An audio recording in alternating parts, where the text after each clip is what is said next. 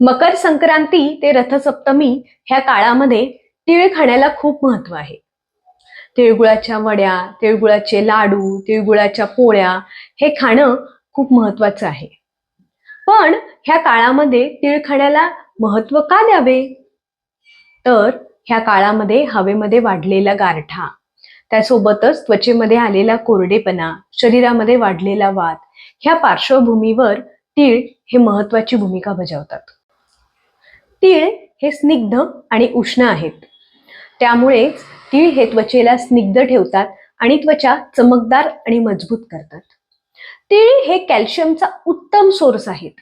त्यामुळे जर सांधेदुखी होत असेल किंवा गुडघेदुखी, कंबरदुखी, इतकंच काय अगदी हाड जरी मोडलं असेल तरीही हे हाड जुळवून आणण्यासाठी तीळ खूप उपयोगी पडतात. तीळ हे केसांना मजबूती देतात, केस गळणे कमी करतात. त्यासोबतच तीळ शरीराला आलेले दौर्बल्य म्हणजे थकवा कमी करतात.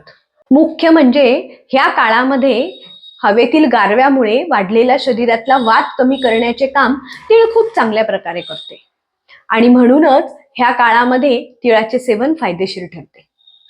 आपल्या संस्कृतीने आरोग्य आणि संस्कार ह्याचा उत्तम मेळ जाणला आहे आणि म्हणूनच त्या त्या काळामध्ये त्या त्या सणांचे महत्व आणि त्या सणांमध्ये वापरल्या जाणाऱ्या आहाराचे महत्व आहे. आता हे तीळ कोणी खाऊ नयेत?